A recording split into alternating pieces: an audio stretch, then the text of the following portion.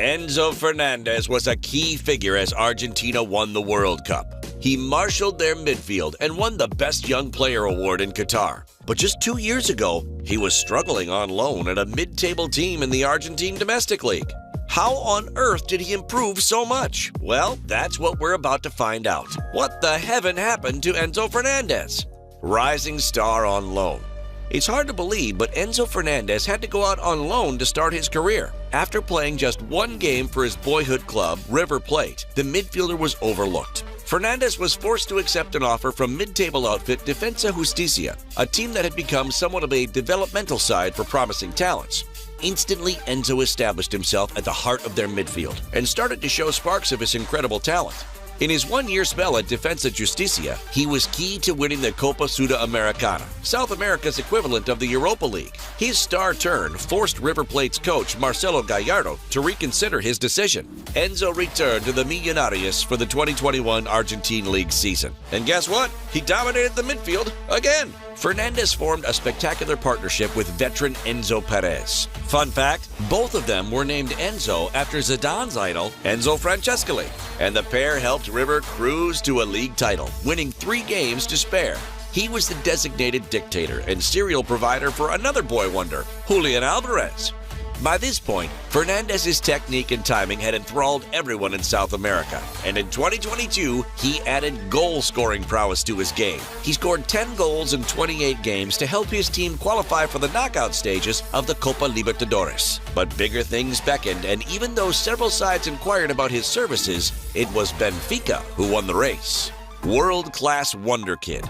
Fernandez's impact in Europe was instantaneous. As was the case in Argentina, Enzo impressed his coach and earned a starting berth from the outset. He continued his goal-scoring form and helped Benfica top their Champions League group, ahead of PSG. His introduction into the national team fold was imminent, with coach Lionel Scaloni including Enzo in his last squad before the World Cup, a golden opportunity to earn a last-minute ticket to Qatar. In just 2 appearances, Fernandez convinced Scaloni to include him in Argentina's squad for Qatar 2022. Giovanni Lo Celso's injury freed a place in the midfield, and Enzo knew that he could seize that opportunity. His performances in Qatar were staggering. After starting on the bench for the first 2 games, he scored a stunning strike to secure victory against Mexico, which was included by FIFA in the list of the World Cup's top 10 goals. Since that moment, Scaloni understood that Fernandez would be pivotal. Enzo assisted his former River Plate teammate Julian Alvarez in the 3rd group stage game against Poland, cementing his status as a key man. And he subsequently became the leader of the Argentine midfield during the knockout stages. Teaming up with Alexis McAllister and Rodrigo de Paul, the Albicelestes controlled the majority of every game. Enzo was the game changer and acted as the pivot between the defense and attack. The whole team trusted Fernandez to secure the ball and link up with Lionel Messi. After winning the title, FIFA rewarded his performances by naming him Best Young Player. Enzo had made history for his country and was welcomed home like a national hero by millions of adoring fans. Next steps.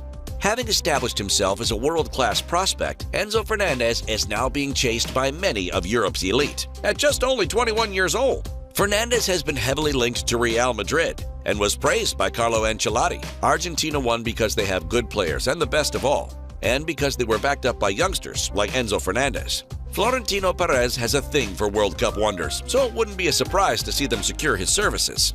But another European giant is in the race. English newspaper The Mirror have suggested that Liverpool are determined to snap Fernandez up during the forthcoming transfer window.